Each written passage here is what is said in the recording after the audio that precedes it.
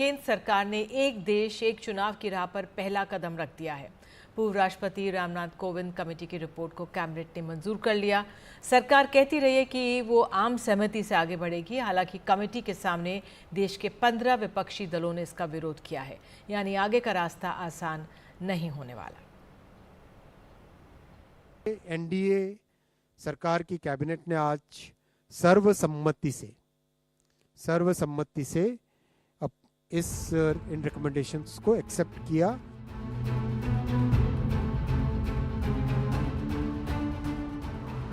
बुधवार को कैबिनेट की बैठक में ये अहम फैसला लिया गया। सरकार का दावा है कि एक देश एक चुनाव के प्रस्ताव पर चर्चा के दौरान 80% सुझाव इसके समर्थन में आए।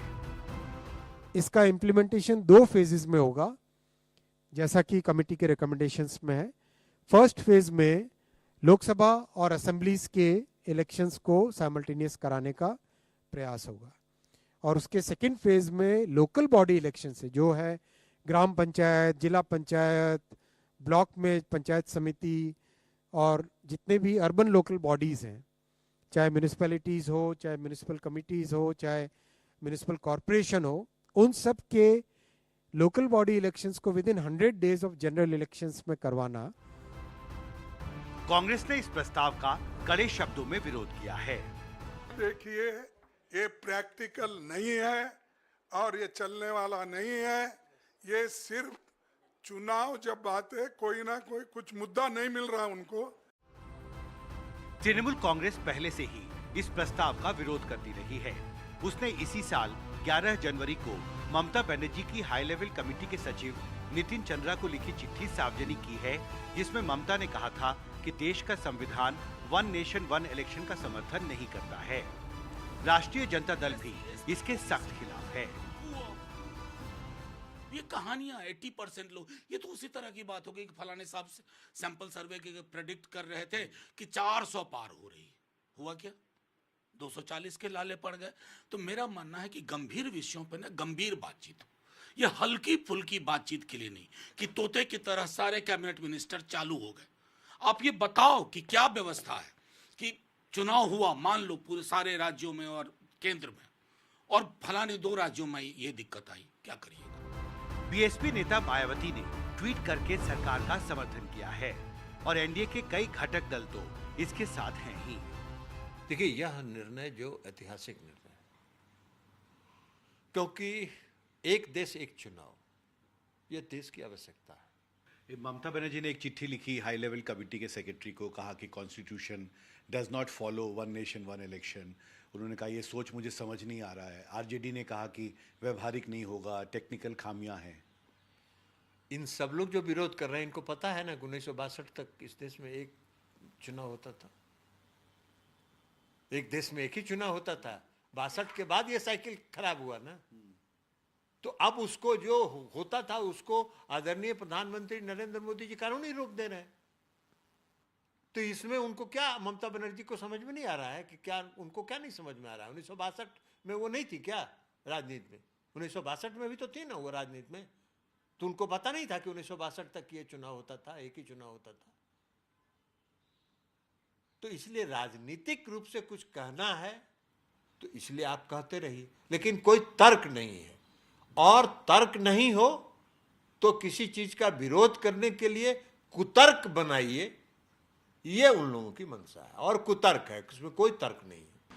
कैबिनेट की मंजूरी के बाद अब भारत सरकार वन नेशन वन इलेक्शन के प्रस्ताव पर देश भर में चर्चा कराने के लिए एक इम्प्लीमेंटेशन ग्रुप गठित करने की तैयारी कर रही है।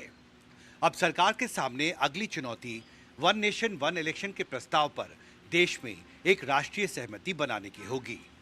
दिल्ली से प्रशांत और राकेश सिंह के साथ हिमांशु शेखर, एनडीटीवी इंडिया।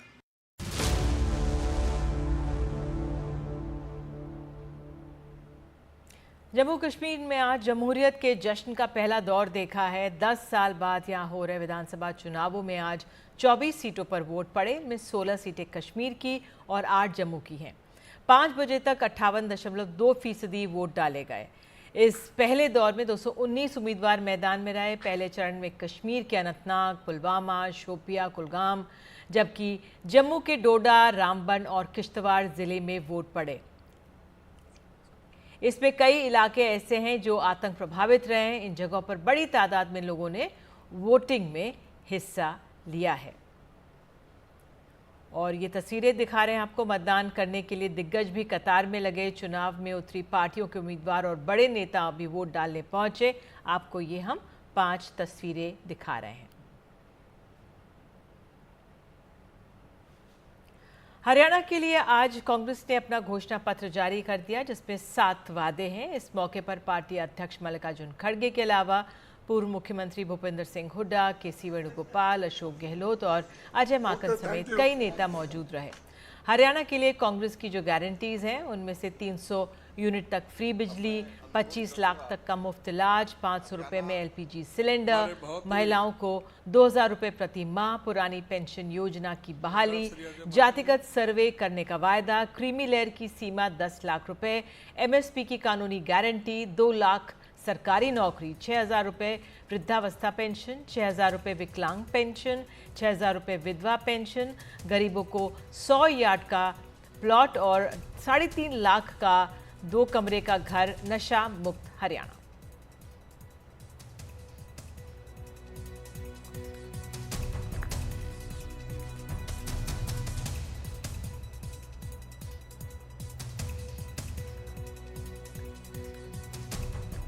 तो हरियाणा का मुकाबला कई कोणों में बटा हुआ है। दक्षिणी हरियाणा के अहिरवाल बेल्ट के 2 दिग्गज नेताओं के बेटे बेटी चुनाव लड़ रहे हैं। राव इंद्रजीत की शूटो बेटी यहां पहली बार सियासी मैदान में है, बीजेपी के टिकट पर लड़ रही हैं। तो वहीं रेवाड़ी से कैप्टन अजय यादव के बेटे और लालू प्रसाद यादव के दामाद चिरंजीव राव कांग्रेस के टिकट पर चुनावी मैदान में है। लेकिन क्या दिग्गजों के बेटे बेटियों की सियासी राह आसान है? देखिए रेवाड़ी से हमारे सहयोगी रवीश रंजन शुक्ला की ग्राउंड रिपोर्ट। मेरे पिताजी राव आरती सिंह शूटिंग में एशियन चैंपियन रहीं। 20 साल तक निशानेबाजी की, अब सियासी मैदान में विरोधियों पर निशाने साध रही हैं। लेकिन उनकी एक और पहचान है, दक्षिणी हरियाणा के सबसे ताकतवर सियासी परिवार की राजनीतिक वारिस। दादा राव वीरेंद्र सिंह 2 बार हरियाणा के मुख्यमंत्री बने और पिता राव इंद्रजीत केंद्रीय मंत्री हैं। इलाके में इनके परिवार के सियासी दबदबे का अंदाजा इसी से लगाया जा सकता है कि अटेली में मौजूदा बीजेपी विधायक सीताराम यादव का टिकट काटकर आरती राव को टिकट दिया गया है। अब सीताराम यादव आरती राव के लिए वोट मांग रहे हैं। 5 साल तक लगातार आपके बीच में रहकर आपकी सेवा करने का आपने मौका दिया था, मैंने कोशिश भी की, और अगर कोई छोटी मोटी कोई मेरी तरफ से कोई गलती भी रहेगी तो उसकी मैं माफी चाहूंगा। और आने वाले समय में बहन जी हमारे जो पाइपलाइन में जो काम है उनको सबको पूरा करने का काम करेंगी। जब बेटी चुनाव लड़ रही हो तो पिता राव इंद्रजीत कैसे दूर रह सकते हैं? उन्होंने रेवाड़ी में डेरा डाल रखा है। बेटिया चुनाव पहली बार लड़ रही है, खुद के लिए तो वोट पहली बार मांग रही है, लेकिन अनेक इलेक्शनों के अंदर, चाहे लोकसभा का हो चाहे विधानसभा का हो, अनेक प्रत्याशियों के लिए उसने मेरे हलके के अंदर और महेंद्रगढ़ भिवानी हलके के अंदर औरों के लिए वोट मांगे हैं और उन्होंने जिताने के अंदर अपना सहयोग भी दिया है।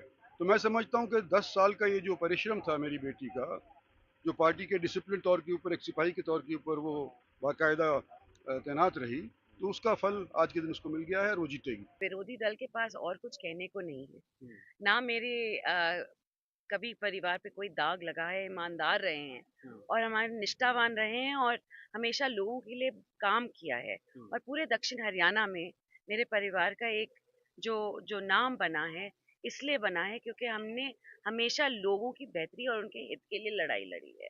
अब आज के दिन विरोधी दल के पास और कुछ कहने के लिए नहीं है, तो ये लेके बैठे हुए हैं कि देखो इससे मुलाकात करनी मुश्किल होगी।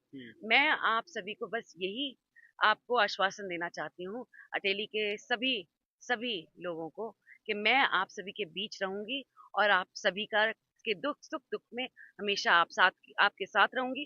कनीना और अटेली में ऑफिस खोलूंगी और जो लोग आपको ये नसीहत दे रहे हैं उनका बिल्कुल इसमें कुछ ना कुछ अपना स्वार्थ है, तो इनकी बात बिल्कुल ना सुने। अटेली से करीब 40 किलोमीटर दूर राव इंद्रजीत सिंह के धुर विरोधी कांग्रेस के दिग्गज नेता कैप्टन अजय सिंह के बेटे चिरंजीव राव चुनावी प्रचार से पहले अपने समर्थकों से सलाह मशवरा कर रहे हैं। चिरंजीव दूसरी बार कांग्रेस के टिकट पर रेवाड़ी से चुनाव लड़ रहे हैं। कानून की पढ़ाई करने वाले चिरंजीव राव के पिता कांग्रेसी हैं और ससुर समाजवादी। वो बिहार के दिग्गज नेता लालू प्रसाद यादव के दामाद हैं। इसलिए कांग्रेस के साथ साथ तेजस्वी यादव का भी पूरा समर्थन है।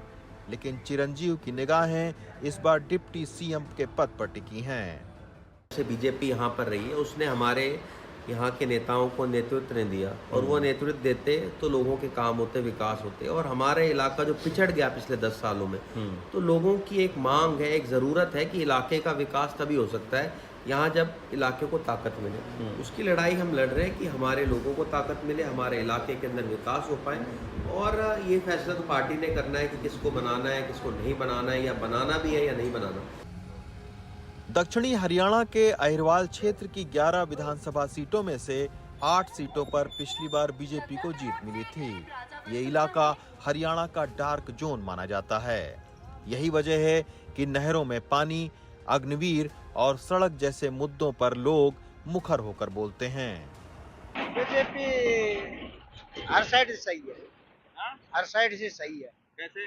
जैसे मान ले भाई, पहले खातो नहीं खोला करता, जैसे मान ले कांग्रेस के में, अब छोटा सा बच्चा जन्म लेता है तो उसका ये नहीं कि आधार कार्ड, बैंक कॉपी, उसकी पूरी डिटेल दी जाती है।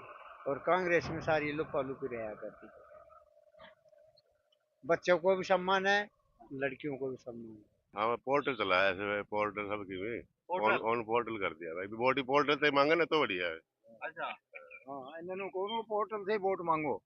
हाँ, नहीं हमें परेशान कर दिया हर आदमी। कैसे? सारा लाइन में लगे रहे सब दिन। आधा राव साहब लगा दिया, गेहूँ आम लाइन में, बाजू लेन, गेहूँ लेन, सारा भटका दिया। वोट हमारी सब कुछ नहीं करे, काम कोई नहीं करे, बकवास करे। देख लो तुम काम, घोषित करे, बस घोषणा करते हैं। हरियाणा के विधानसभा चुनाव में कई मजबूत सियासी परिवारों के बेटे और बेटियां चुनाव लड़ रहे हैं। लेकिन सबसे बड़ा सवाल यह है कि क्या दक्षिणी हरियाणा के मतदाता इन सियासी परिवारों के इतिहास को देखेंगे या इन प्रत्याशियों के वर्तमान को? इसका जवाब भविष्य के गर्त में छिपा हुआ है। रेवाड़ी से रवीश रंजन शुक्ला, एनडीटीवी इंडिया।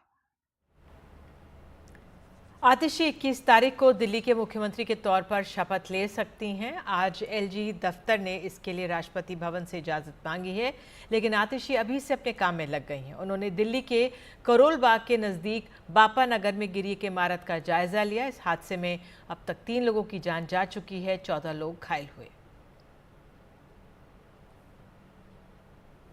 दिल्ली सरकार की तरफ से जिनकी मृत्यु हुई है उनके परिवारों को, और जिनको इंजरीज हुई हैं उनको पूरा सपोर्ट दिया जाएगा।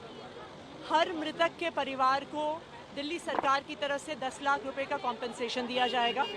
और जो सारे इंजर्ड हैं उनको भी मेजर इंजरी, माइनर इंजरी है, उसके हिसाब से कॉम्पेंसेशन ज़रूर दिया जाएगा।